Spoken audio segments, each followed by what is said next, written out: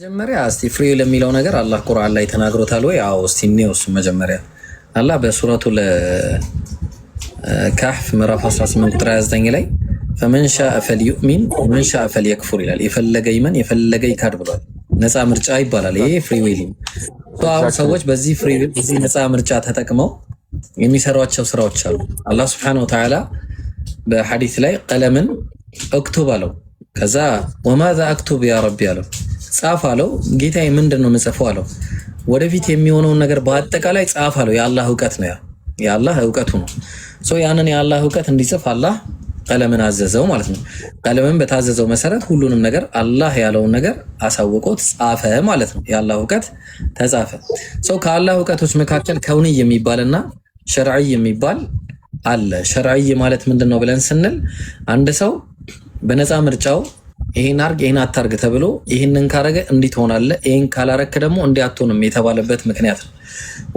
ወደዚህ በደንብ በሰፊው እመጣለሁ። ከውንይ የተባለው አንድ ሰው ወንድ ሆኖ ሲወለድ ባርክ የሚባለው ሰው ወንድ ሆኖ ሲወለድ ወንድ ሆኖ መወለድ ነፃ ምርጫ የለውም፣ ግዴታው ነው ወንድ ሆኖ የመወለድ ማለት ነው።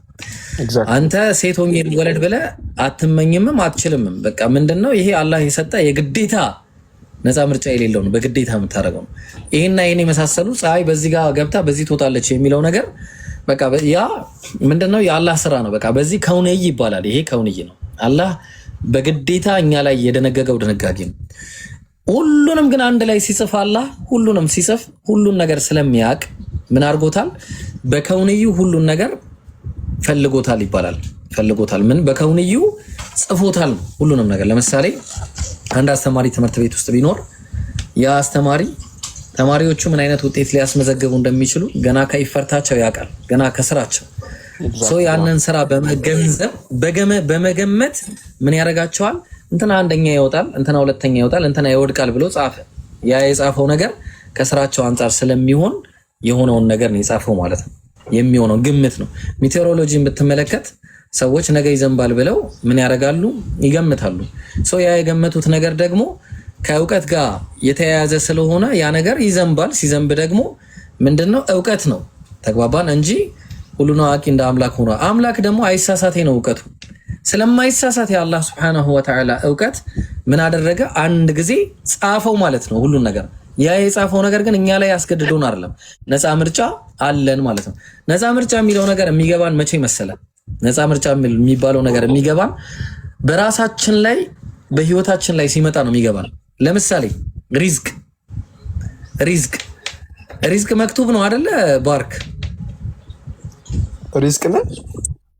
ሪዝቃችን እኛ የምንበላው የምንጠጣው ይሄ ሁሉ የተጻፈ ነው። አዎ ግን ምን መሰለህ አሁን የተጻፈው አሁን ምግቡ ነው። ላይክ ምግቡ ኤግዛክትሊ ያበቀለው አላህ ነው። ግን እማመጣው ግን እኔ ነኝ ብዬ ነው የማምነው አይደለ? ወይስ ከሳሳትኩ አይደል? ልመጣልህ ነው። እኔ አሁን ገና የአንተን ጥያቄ እኮ አልነካሁትም። ገና ወደ አንተ ጥያቄ እመጣለሁ።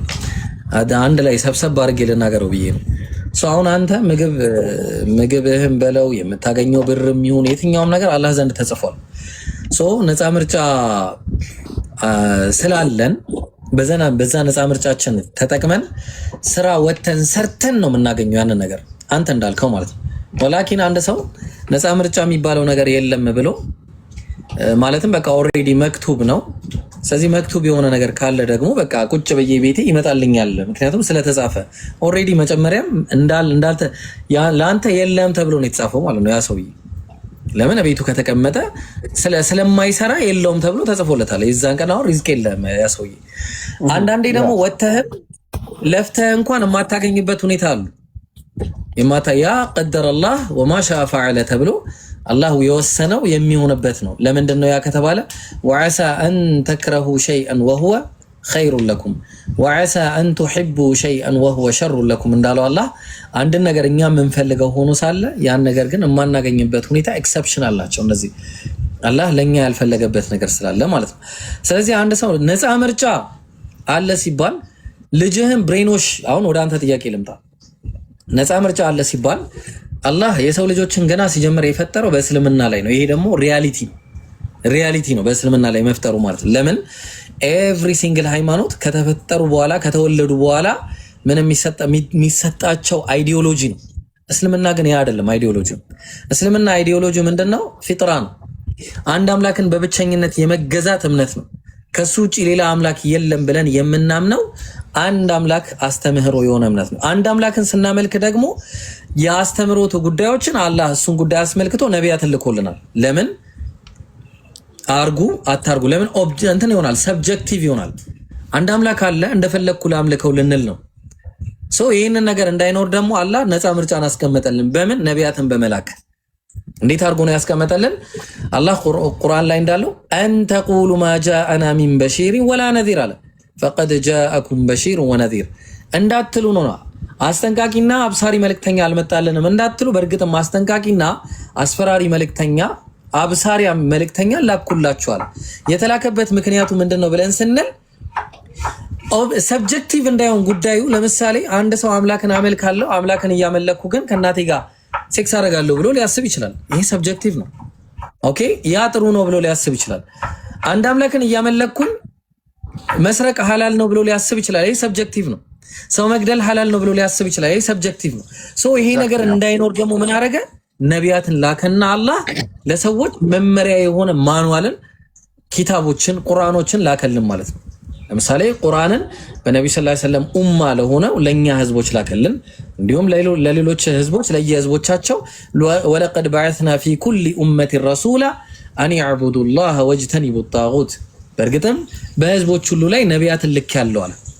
ደስ የሚለው ነገር ደግሞ አላህ ምን አለ? መቼም ቢሆን ማለት ነው ይሄንን ከእስልምና ውጭ የማናገኘው ነገር ማለት ነው። ምን አለ አላህ? ወማ ኩና ሙዐዚቢነ ሐታ ነብዐሰ ረሱላ፣ መልእክተኛን እስከምልክ አልቀጣም ማለት ነው። ይሄ በጣም የሚገርም ፍትሃዊ የሆነ አምላክ ነው። በጣም በየትኛውም አይነት እምነት ውስጥ የማናገኘው ብቸኛ የሆነ አስተምህሮ እስልምና ውስጥ ብቻ ያለ ፍትሃዊ የሆነው አንዱ አምላክን እንዴት ማምለክ እንዳለብንና የሱንም ፍትህ እንዴት አድርገን ማወቅ እንዳለብን በነቢያቶቻችን ያሳወቀበት ትልቁ ጥበብ ነው ልል ፈልጌ ነው። ነፃ ምርጫ በራሱ ኦኬ ፊሊንግ ሚ የሆነ ጥያቄ አለኝ። አንድ ይቅርታ የመጀመሪያ ጥያቄ ላይክ አሁን የኔ ማንነትና የኔ ፍሪ ዊል እና የልጄ ፍሪ ዊል ልዩነቱ ምንድን ነው? ላይክ ልጄ ራሱ ማን ነው? ልዩነቱ ምንድን ነው? ላይክ አሁን እሱ ላይ የሚፈጠርበት ነገራቶች እኮ የሚያምነው ነገራቶች ወይም የሚሰራው ነገር እኮ ከባክግራውንድ ነው አይደለ? ባክግራውንድ ላይ ካየው ነገር ወይም ያው ኢቨንቶች ባጋጠሙት ነገር ምናምን ነገር ነው ጀጅ የሚያደርገው ሰው ፍሪ ዊል ላይክ ሃው ሪድ ኢዝ ፍሪ ዊል? የኔ ጥያቄ ነው። አይ ቲንክ ፊሎሶፊካል ጥያቄ ይመስላል፣ ግን እቺ ትንሽ ኢንሻአላህ ሪል የሚሆነው ከምን አንፃር ነው? ቀደምም እንደነገር ፍሪ ዊል የሚባለው ነገር ነፃ ምርጫ የሚባለው ያው ሰብጀክቲቭ ነው ብያለሁ።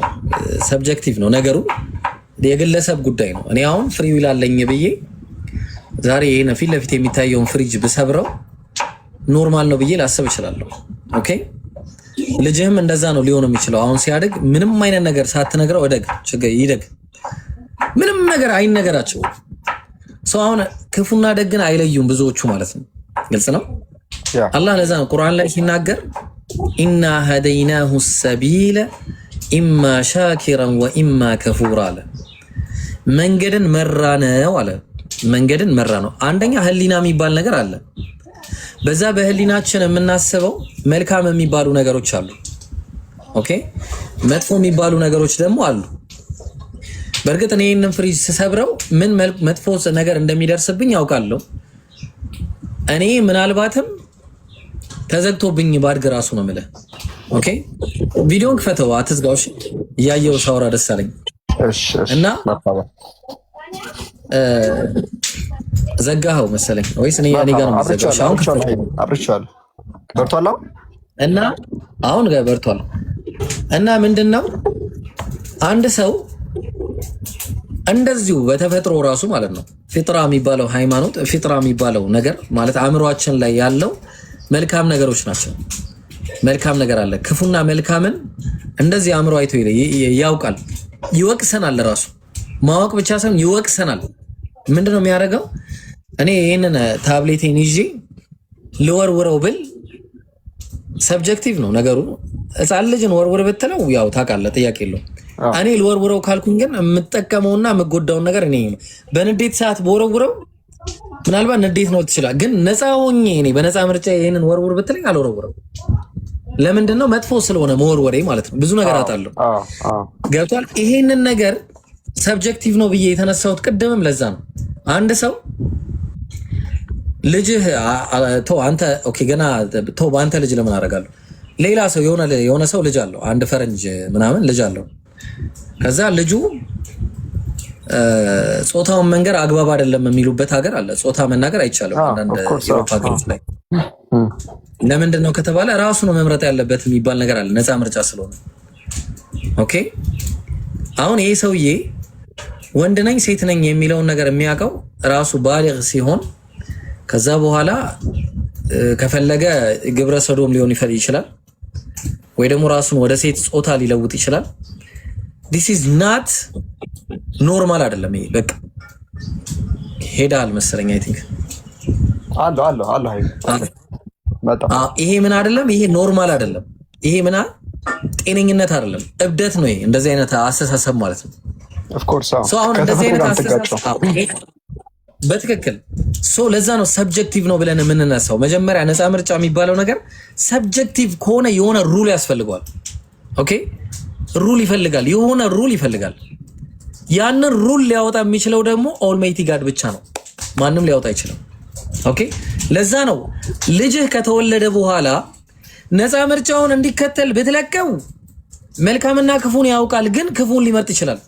በምንድን ነው የሚመርጠው ከተባለ እኔ ግብረ ሰዶም ነው መሆን እፈልጋለሁ፣ ጾታዬን ወንድ ማድረግ እፈልጋለሁ ካለ እንዳልከው ቅድም ከጾታው ጋር መጀመሪያ ከተፈጥሮ ጋር ነው የሚጣለው። አምላክ የሰጠውን ተፈጥሮ ይቀይራል። ሁለተኛ ደግሞ አምላክ የሰጠውን ተፈጥሮ መለወጥ ብቻ ሳይሆን መጥፎ እንደሆነ አእምሮም ያውቀዋል፣ ይነግረዋል። ሰብጀክቲቭ ነው ነገሩ ነው የምልህ። ኦኬ ሰብጀክቲቭ ያቺን የሚያገኛትን እርካታ ብቻ ለማግኘት ሲል ነው ሴቶችን የሚጠላው።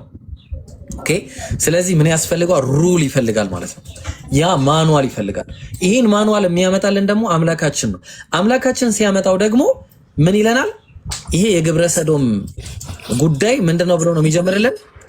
ሪጅስ ነው፣ ቁሻሻ ተግባር ነው ብሎ እንዳውም እነዚህ የሚሰሩ ሰዎች ይገደሉ ብሎ አዟል። አላህ አስገድሏቸዋል። ኦኬ በተመሳሳይ ሌሎችንም ነገር እንደዚህ ነው የምናየው።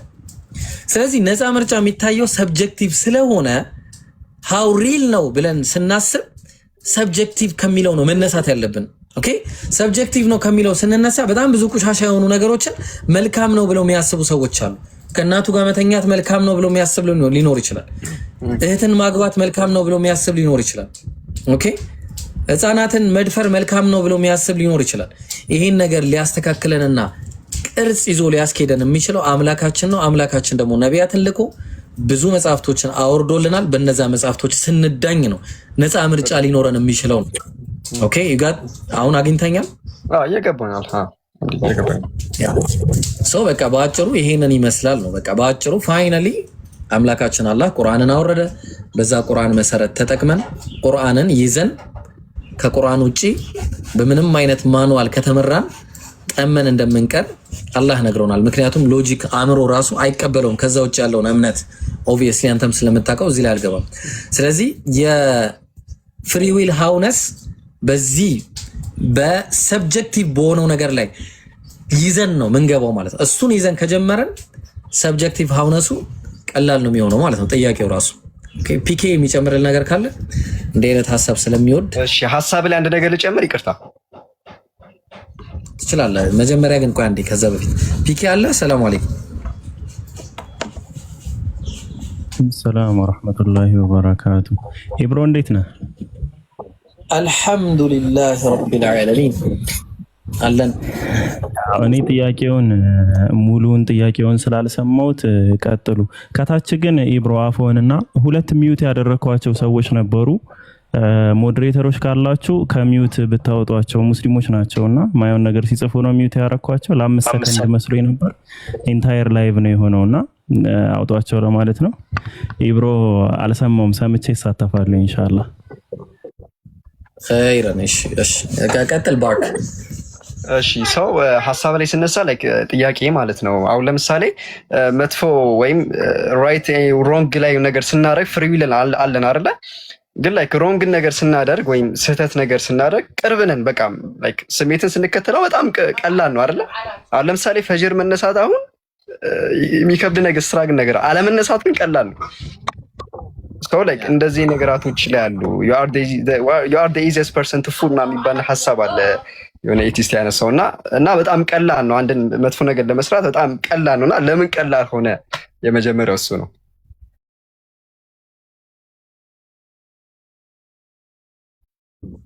ያ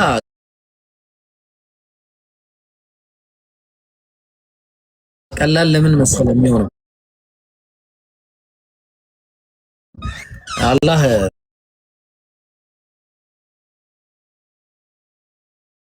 ነቢያችን ሰለላሁ ዐለይሂ ወሰለም ሲናገሩ አላ ኢነ ሲልዓተላሂ ጋሊያ አላ ኢነ ሲልዓተላሂ አልጀና አሉ። የአላህ ስጦታ ውድ ነች ታውቃለህ። መን ኻፈ አድለጀ አሉ። የፈራ በጠዋት ይነሳል አሉ። ወመን አድለጀ በለገል መንዚል በጠዋት የተነሳ ደግሞ ቦታው ላይ ይደርሳል አሉ። አላ አዋጅ ኢነ ሲልዓተላሂ አልጋሊያ የአላህ ንብረት ውድ ናት አሉ። አላ ኢነ ሲልዓተላሂ አልጀና ጀና ነች። የአላህ ውዷ ንብረት የምትባለዋ ደግሞ ጀነት ነች፣ ለሰዎች ያዘጋጀው ማለት ነው።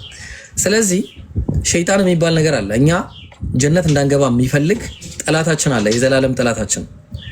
ያ ሸይጣን አላህ ስገድ ለአደም ባለው ጊዜ መጀመሪያ ምን አለ? አልሰግድም፣ ኮራ። አንተ ከአፈር ለፈጠርከው ከጭቃ ለፈጠርከው እኔን ከእሳት ፈጥረኝ ስታበቃ እኔ ለዚህ ከአፈር ለተፈጠረው ልስገድ እንዴ ብሎ ኮራ። ከዛ አላህ ምን አለው? ኢነከ አንተ ከምንድን አለው? ከተዋረዱት ነው ውጣ አለው። ውጣ አለው። ከዛ የዛን ጊዜ ምን አለ ሸይጣን? ዛተ። በአጠቃላይ በፊት ለፊታቸው እመጣለሁ አለ። ወዐን አይማኒሂም ወዐን ሸማኢሊሂም ተግባባን። ከፊታቸውም ከኋላቸውም ከቀኛቸውም ከግራቸውም እመጣለሁ። ፈላ ተጂዱ አክተረሁም ሻኪሪን አብዛኞቹንም ደግሞ ከአመስጋኞች ሆነው አታገኛቸውም ማለት ጃን አስገቡት። እሺ ጃን አስገቡት። አብዛኛውን ከአመስጋኞች ሆነ አታገኛቸውም አላቸው አለው አላህ። ከዛ አላህ ደግሞ ምን አለ? ኢላ ዒባደላሂል ሙኽለሲን እነዛ እኔን ከሚፈሩኝ እኔን ከሚጠነቀቁኝ ውጪ ካሉት ችግር የለውም። እነዛን ልታጠም ትችላለህ። ለምን? በነፃ ምርጫቸው አንተንም እነዛንም አብረውህ የጠመሙትንም አብሬ ጀሃነም አስገባችኋለሁ አለ። ሁሉንም ማለት ነው። ይሄ ነገር አይኖርም ብለን እንዳታስብ። ለምን? ምቀኛ ስላለን ነው። አንደኛ የመጀመሪያ ኢጎ አለ፣ ያንተ ኢጎ አለ። ኢጎህ ምንድነው? ደስታን ይወዳል። ትንሽ ደስታ ነው የሚወደው። እና ብዙ ጊዜ ቅድም እንዳልኩ መን ኻፈ አድለጀ የተባለው የፈራ በሌሊት ነው የሚነሳው። በሌሊት የምትነሳበት አላማ ካለህ ነው። አላማ የለኝም ብለህ ካሰብክ አትነሳም። አላማ ካለህ ትነሳለህ። አላማችን ምንድነው? አላህን መገዛት ነው። ምድር ላይ ስንመጣ አላህ ቁርአን ላይ ሲናገር ወማ ኸለቅቱል ጂነ ወልኢንሰ ኢላ ሊያዕቡዱን የሰው ልጅም ይሁን አጋንንቶችንም የሆነ የሰው ልጅም እኔን ሊገዙኝ በቀር አልፈጠርኳቸውም አለ አላህ። ይሄ ነገር መጀመሪያ ከገባህ ማለት ነው መን ኻፈ አድለጅ በለገል መንዚል ተግባባ። የፈራ በሌሊት ይነሳል፣ በጠዋት ይነሳል። በጠዋት የተነሳ ደግሞ ቦታው ላይ ይደርሳል አሉ ነብዩ ሰለላሁ ዐለይሂ ወሰለም። ስለዚህ መጀመሪያ ምንድነው ማድረግ ያለብህ? እስልምናን ነው ማወቅ ያለብህና ማመን ያለብህ። አንተን የሚቀናቀን አንተ ጀነት እንዳገባ የሚፈልግ አይደለም ሰው ይቅርና እኮ የሰው ምቀኛ ስንት አለ? የሰው ምቀኛ ስንትና ስንት አለ? የአንተን እድገት አንተ ሀብታም እንዳትሆን የሚፈልግ ስንት አለ? ጎረቤት ላይ ፈልግ ይችላል፣ ጓደኛህ ላይ ፈልግ ይችላል። ገና አንተ የሆነ መኪና ይዘህ እየነዳ ምናምን ሲያይ አይኑ ደም የሚለብስ ይኖራል። ይሄ ከምን የተነሳ ነው? ምቀኝነት ነው። ያንተን የበታችነት ነው የሚፈልገው አንድ አካል። ኦኬ፣ ሁሉም ሳይሆን ማለት ነው። ይሄ ምንድነው? ምቀኝ። ሸይጣን ደግሞ የኛ ምቀኛ ነው። የኛ ምቀኛ ደግሞ እኛ ጀነትን ያቺ የአላህ ውድ የሆነችዋን ንብረት እንድናገኝ አይፈልግም። ስለዚህ በየት ይመጣል?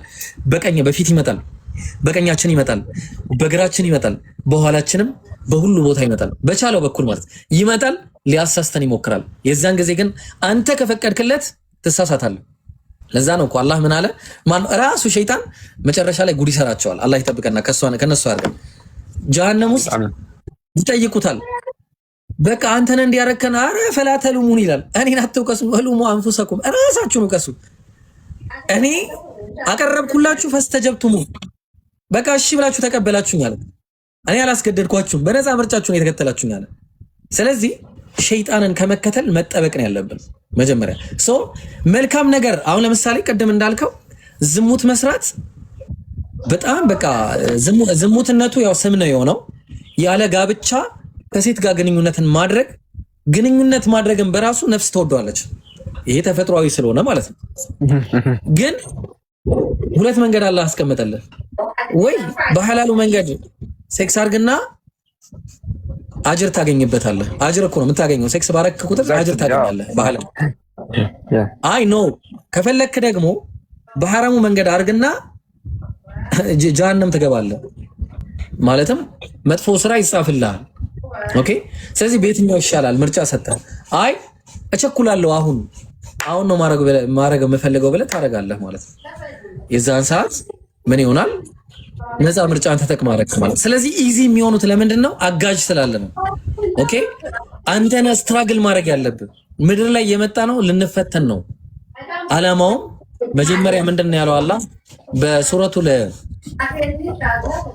67ኛው ምዕራፍ ላይ ሱረቱል ሙልክ ምዕራፍ 67 ቁጥር 2 ላይ الذي خلق الموت والحياة ليبلوكم أيكم أحسن عملا ያ ሞትንና ህይወትን የፈጠረው ይላል የትኞቻችሁ መልካም ሰሪ እንደሆናችሁ ሊፈትናችሁ ምድር ላይ ያመጣችሁ አለ።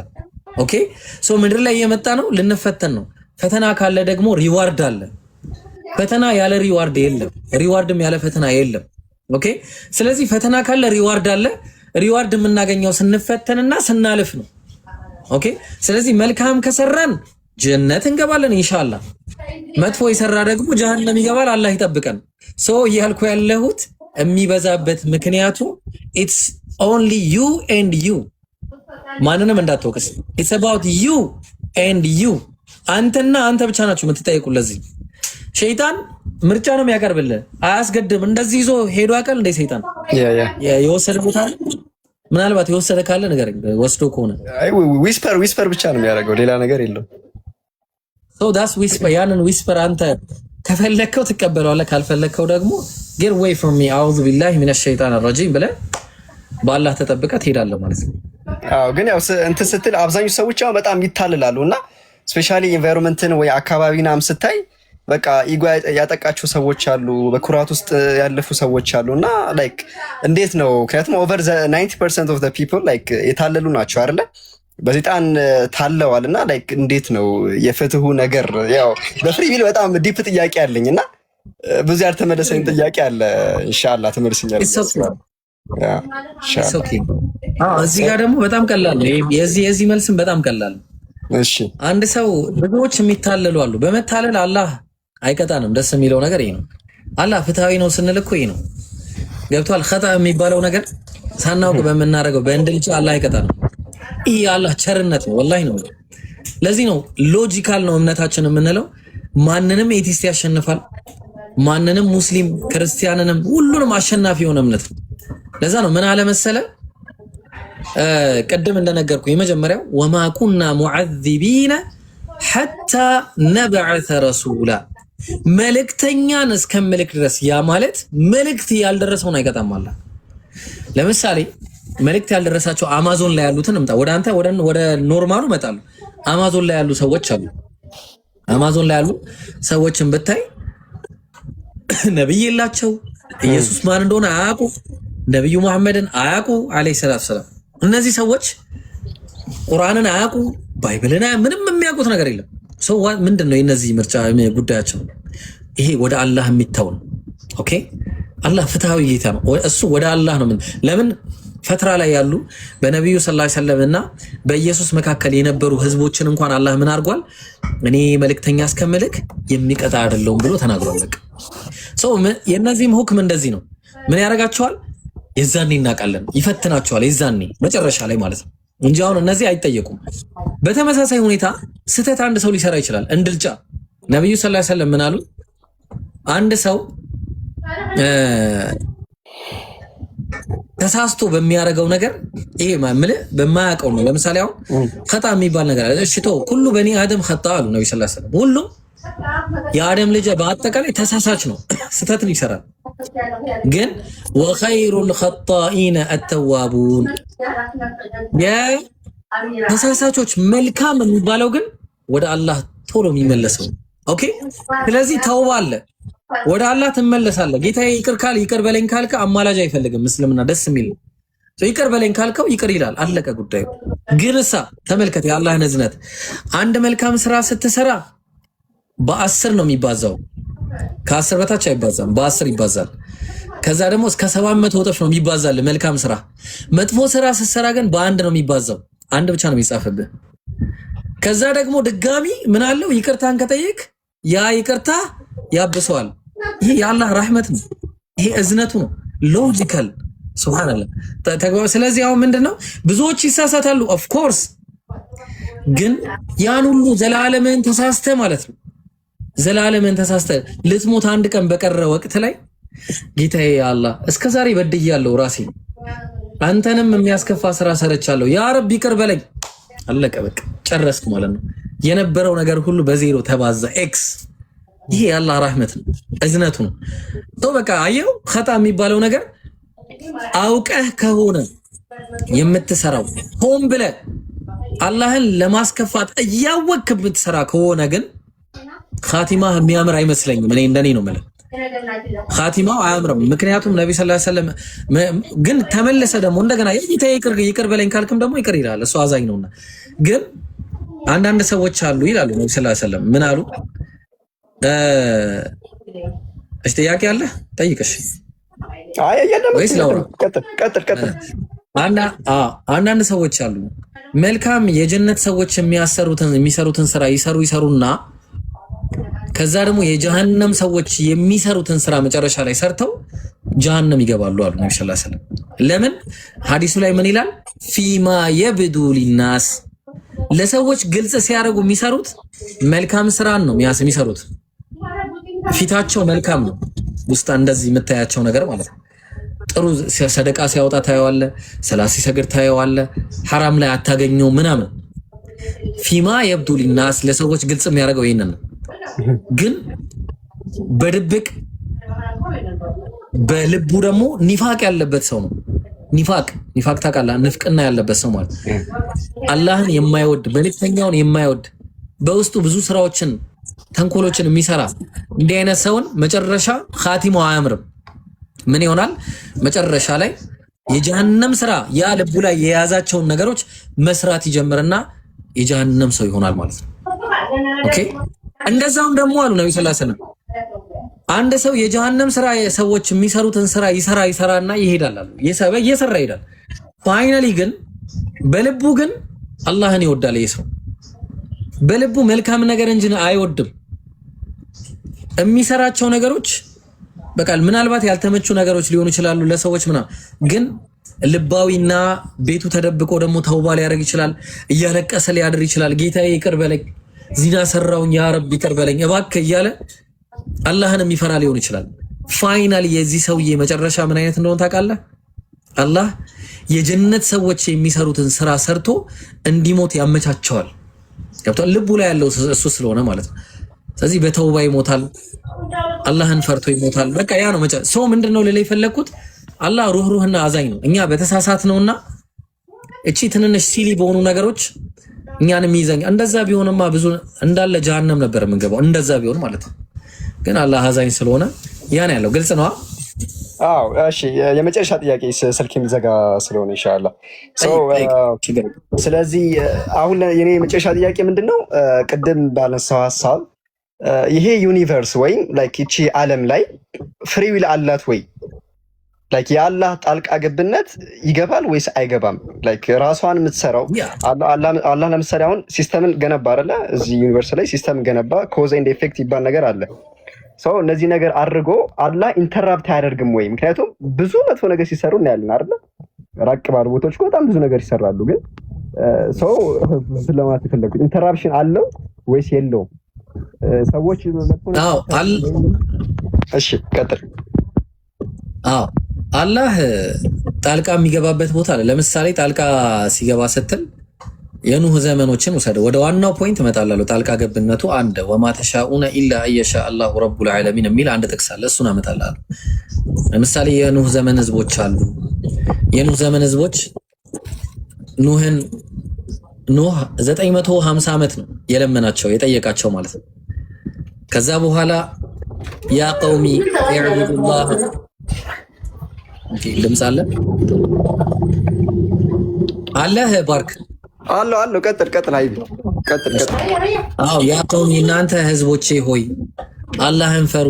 እስተግፊሩ ረበኩም ኢነሁ ካነ ገፋራ ዩርሲል ሰማአ ዐለይኩም ሚድራራ ወይምዲድኩም ቢአምዋሊን ወበኒና ወየጅዐል ለኩም አንሃራ እያለ አላህ በነቢያት በኩል ይመክራቸው ነበር። እነዛን ህዝቦች ተው እንዲያርጉ እንዲያታርጉ ምናምን እየተባሉ ፋይናሊ ግን በቃ 900 ምናምን ዓመት እምቢ ብለው ሲያበቁ መጨረሻ ላይ አላህ የውሃ ጥፋት አምጥቶባቸው በውሃ አጠፋቸው እነዛን ህዝቦች ማለት ነው። እንዲህ አይነት ጣልቃ ገብነት አለ ከዲዛስተር ጋር በተያያዘ በእነዚህ አይነት ነገሮች ጋር አላህ ነው የሚያደርጋቸው። ወላኪን ግን አንድ ጥቅስ አለ ወማ ተሻኡነ ኢላ አን የሻ አላሁ ረቡል ዓለሚን እናንተ አላህ የሻውን ነገር እንጂ ምንም ነገር ቢሆን አታደርጉም እያለ አላህ ይናገራል። ኦኬ አትሹም። ሰው ምን ለማለት ነው ከተፈለገ መኖርህን አንድ ጊዜ እንትን በለኝ በምሳሌ ስለሆነ ማስረዳ እየሰማው ነው ይብሮ። ለምሳሌ አሁን እኔ ይሄንን ስልክ ለወረውር ፈለኩኝና ለወረውር ብል እንደዚህ ለወረውር ይሄን ታብሌት ለወረውረው ብል ኢንዲፔንደንት ሆኛ አይደለም ወረውረው። ኦኬ ኢንዲፔንደንት አይደለም። እኔ ኢብራሂም ኢንዲፔንደንት አይደለም። ምክንያቱም ኢንዲፔንደንት ከሆንኩ ራሴን የቻልኩኝ ፈጣሪ ነኝ የምሆነው። ራሴን የቻልኩ ፈጣሪ ልሆን ነው ማለት ነው። በቃ እኔ ከኔ ውጪ ሌላ ማንም የለም። በቃ በራሴ ነው የምንቀሳቀሰው ማለት እንደዛ አንልም። እኛ እንደ ጀበርያዎችም አንልም፣ እንደነዛኛዎችም አንልም። እኛ ወሰጥ ላይ ነው ያለነው። ምንድነው የምንለው? ይሄን ነገር አንስቼ ለወረውረው ስል ፍቃድ ያስፈልገኛል። ይሄ እጄ መንቀሳቀስ ሲስተሙ እንዲንቀሳቀስ ያደረገው ቅድም እንዳልከው አንዱ አላህ ይሄን ሲስተም ባያደርገው ኖሮ ባይፈቅድልኝ ኖሮ አላደርገውም ነበር። ለዛ ነው አላህ ምን ይላል? ወማ ተሻኡነ ኢላ አየሻ አላሁ ረቡል ዓለሚን አላህ ከሻው በቀር እናንተ ምንም ልትሹት የምንችሉት ነገር የለም ማለት። ስለዚህ ቢማዕና ፍቃድ ማለት ነው። እኛ አላህ ካልፈቀደልን ምንም ልናደርግ የምንችለው ነገር የለም፣ ፍቃድ። ለዛ ነው አላህ ምን ይላል? ንወሊሂ ማ ተወላ አለ፣ ወደ ዞረበት እናዞረዋለን አለ። ስለዚህ እኔ ልካድ ካልኩኝ ሰው ልግደል ብዬ ካሰብኩኝ ይኸው መንገዱ ክፍት ነው ብሎ አላህ ክፍት የሆነ መንገድ ይሰጠኛል። ኦኬ ያ ጣልቃ ገብነቱ ነው። አላህ ጣልቃ ገብነቱ ምንድነው? እንካ መንገዱን ብሎ ችሎታውን ይሰጠኛል። ችሎታውን ካልሰጠኝ አበደን ልሰራ አልችልም ምንም ነገር። እጄን እንዲያርጌ አንተን እንደዚህ ልመታ ብዬ በቦክስ እጄን ብሰነዝር የምሰነዝረው የአላህ ፍቃድ ስላለኝ ነው። የአላህ ፍቃድ ባይኖረኝ ኖሮ እጄን አልሰነዝርም ነበር። ምክንያቱም እኔ እሱ ፍጡር ነኛ። ተግባባን? ልክ ፕሮግራም በለው በዛ ፕሮግራም ያችን የፕሮግራም ጉዳይ ባይሰጠኝ ኖሮ አልችልም ነበር። ኦኬ ስለዚህ ያንን ነገር ንወሊሂ ማተወላ ወደ ዞረበት እናዞረዋለን አለ አላህ። ግን መጨረሻ ወኑስሊሂ ጀሃነም ወሰዓት መሲር አለ። ወደ ጀሃነም እንገተዋለን፣ መግቢያው ምንኛ የከፋ ቦታ ሆነ አላህ እያለ ይናገራል። ስለዚህ ፍቃድ፣ አዎ ፍቃድ ያለበት የኛ ነፃ ምርጫ የሚሆነው ከአላህ ጣልቃ ገብነት ጋር በተያያዘ ሁኔታ ነፃ ምርጫችን። ግን እኛ የምንሰራው ስራ ግን በፍላጎት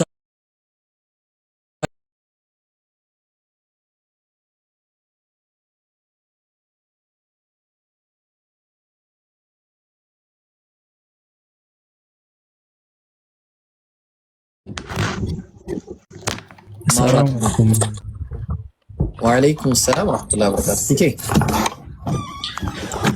ያ ሀቢቢ ጀዛኩሙላሁ ኸይረን። ትንሽ ብዙ ጊዜ እንትን ዩኒቨርስ ፈቃድ አላት ወይ አይነት ሀሳብ መጀመሪያ አንስተው ስለነበረ ይሄ ደግሞ ላይክ ዩኒቨርስ ሰጠን ተፈጥሮ የሰጠችን ተፈጥሮ እንትን ያለችን ከሚለው ነገር ጋር ብዙ ሰው ላይ እንዳይሄድ ዩኒቨርስ ማንነት የለውም። እዚህ ምድር ላይ ነፃ ፈቃድ የሚባል ነገር የተሰጣቸው ሁለት ፍጥረታት ናቸው። እነሱ ደግሞ ሰውና ጂኒ ነው። ፈቃድ ማለት ወይም ደግሞ ይሄ ፍሪ ዊል የምንለው የመስራት አቅም ካፓሲቲ ችሎታ ማለት ነው እንጂ መብት ማለት አይደለም። መብት ያለን ጉዳዮች አሉ፣ መብት የሌለን ጉዳዮች አሉ። ለምሳሌ የኢብሮን ታብሌት ቅድም እያየሁ ነበር። ቴብል ላይ ያስቀምጦት አንተ እዛ አካባቢ ብትኖርና ያንን ታብሌት የመውሰድ ወይም ደግሞ የመስረቅ ችሎታ አለ፣ አቅሙ አለ። መብት ግን የለህም፣ ያስቀጣሃል።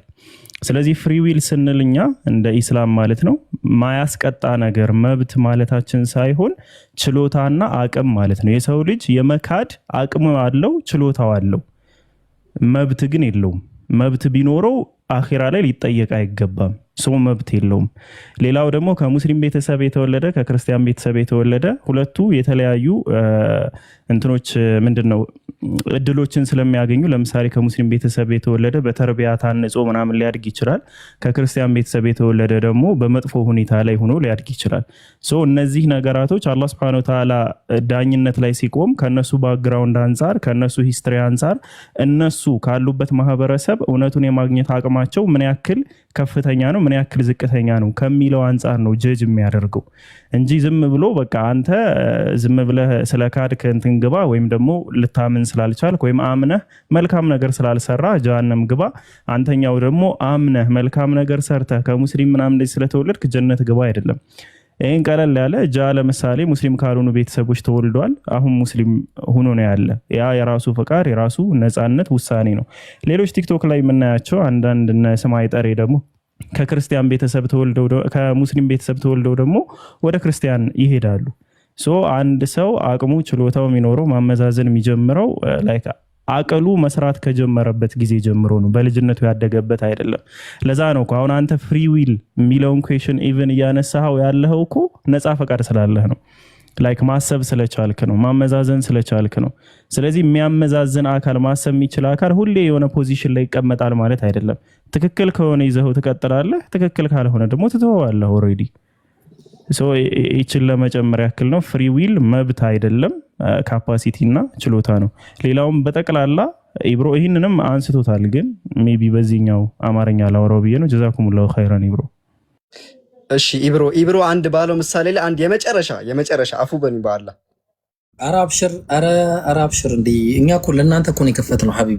ቤቱ መብቱ እኮ ያንተ ነው። መርሃባ። እሺ ሰው ቅድም ባልከው የታብሌቱ ሐሳብ ላይ አሁን ለምሳሌ ታብሌቱን ስትወረውረው ላይክ ብዙ ያላህ ፍቃድ የምንለው ምክንያት አለን። እሱም ላይክ እጁን የሰጠን አላህ ነው። ለመርወር ያለን አእምሮም የሰጠን አላህ ነው። ሶ ይሄ ያላህ ፍቃድ ነው። አላህን በሻ እንጂ ምን ነገር አይሆንም ያልከው ጥቅስ ላይ ማለት ነው። ግን ሪያሊቲ ላይ ግን ስንወስደው ላይክ አላህ የሰጠን በቃ አላህ ሰጠን አይደለ? እጅንም ሰጠ አእምሮም ሰጠ ሁሉ ነገር አቢሊቲ ሰጠ። ሶ ታብሌቱን ለመወርወር ስትል ኢንተራፕሽን አለው ወይስ የለውም? ያላ ኢንተራፕሽን ወይ ጣልቃ ገብነት አለው ወይስ የለውም? ኢን ሪያሊቲ ማለት ነው አላህ ከሰጠ አቢሊቲ ከዛ ውጪ ያው ኢን ሪያሊቲ እኮ ነው ቀደም የነገርኩህ ባርክዬ። ሪያሊቲው ምንድነው ብለን ስንል ሪያሊቲውን ስታኮኝ እንድቀር ማድረግ አይችልም እንዴ አላህ እዚህ ጋር ይችላል። በቃ ያ ስታክ እንዳይሆን አንደኛ ልቤ ነው የሚመታው እኮ በልቤ መምታት ምክንያት አይደል የደም ዝውውር የሚቀጥለው አይደል? ያ የደም ዝውውር ነው እኔ እኮ እንደዚህ አንስቼ እንዲንዶረውር የሚያደርገኝ ሶ ያንን ነገር አላህ እንዳይቋረጥ አድርጎት ነፃ ምርጫውን ማለትም ፍቃዱን ሰጠኝ ማለት ነው። ነፃ ምርጫው ችሎታ ነው። ቅድም ልክ እሱ እንደገለ እኛ እንድናደርግ የተሰጠን ችሎታ ነው። ኦኬ ለዛ ነው አላህ ምን አለ እንደዛ ሲል እኮ አይተህ ከሆነ ቁርአን ላይ ንወሊሂ ማ ተወላ አለ። ወደ ዞረበት እናዞረዋለን አለ። ኦኬ የሚያዞረን እሱ ነው። ስንዞር ነው የሚያዞረን ግን ነው ችግሩ እሱ ነው። ገብቶሃል? እኛ ስንዞር እሱ ያዞረናል ነው። ግልጽ ነው አይደል አባባሌ? አዎ ተመልሶኛል። የመዞር ፍላጎት ሲኖርህ አላህ ነው ያንን የሚያደርግልህ ነው እያልኩ ያለሁት። ኢንዲፔንደንት አይደለንም እንዴ? ኢንዲፔንደንት ሆነንማ ማለት ከባድ ነው፣ ችግር ነው፣ በጣም ችግር ሊፈጠር ነው። ሌላ አላህ አለ ማለት ነው። ኢንዲፔንደንት ሆነን ማለት ሌላ አላህ አለ። ገብቶሃል አይደል? እኔ አሁን በቃ ነፃ ምርጫ ነኝ እንደፈለግኩኝ ምናምን አንዴ ሲስተም ነው በቃ ምናምን ይሄ ከሆነ አንድ አካል እኔ ሊነካ አይችልም ማለት ነው። ይሄ እኔ ራሴ አላህ ልሆን ነው። እንደዛ አይደለም። እንዳለ የምንሰራው ስራ በአጠቃላይ በአላህ ቁጥጥር ውስጥ ያለ ነው ሙሉ ስራችን። ስለዚህ ለዛ ነው አላህ ምን አለ? እቺን ጥቅስ በደንብ ያዛት። ንወሊሂ ማ ተወላ ወደ ዞረበት እና ዞረዋለን አለ አላህ። ግልጽ ነው። ስለዚህ ወደ ዞረበት የሚያዞረን አላህ። ለዛ ነው ወማ ተሻኡነ ኢላ አን የሻ አላሁ ረቡል ዓለሚን። አላህ አንድን ነገር እናንተ የሆነ ነገር ሽታችሁ አላህ ያንን ነገር ካልሻው ቢማዕና ካልፈቀደው የሚሆን ነገር የለም ብሏል። ያ ማለት ጣልቃ ገብነት ነው ማለት ነው። ኦኬ ግን አታርግ ብሎ በትዕዛዝ ነገረን እንጂ እንደዚህ ይዞን አታደርጉም ብሎ አይዘንም አላህ። ለምን ንወሊሂ ማተወላ ወደ ዞረበት እናዞረዋለን ብሏል አላህ። ያለዛማ ምን ይሆናል? ነፃ ምርጫ ሳይሆን በግዴታ የምናደርገው ስራ ይሆናል። አላህ ከያዘን፣ አላህ ካልያዘን ደግሞ ሙሉ በሙሉ ተከተለቀቅን ማለት ደግሞ ኢንዲፔንደንት ነን ማለት ነው። ኢንዲፔንደንት ደግሞ የለም፣ ራሱ አላህ ብቻ ነው ኢንዲፔንደንት። እኛ በአላህ ላይ ዲፔንደንት ነን ሁሉ ጊዜ ማለት ነው። የምንሰራው ስራ በአጠቃላይ ከአላህ የሚወጣ አይደለም፣ በሱ ቁጥጥር ስር ያለን ሁላችንም። ስለዚህ የአላህ ጣልቃ ገብነት አለ፣ አዎ አለ። ሲኖር ግን የነፃ ምርጫ ችሎታችንን ከመስጠት ጋር በተያያዘ ነው እንጂ ነፃ ምርጫችንን በመጋፋት አይደለም። ኦኬ ግልጽ ነው።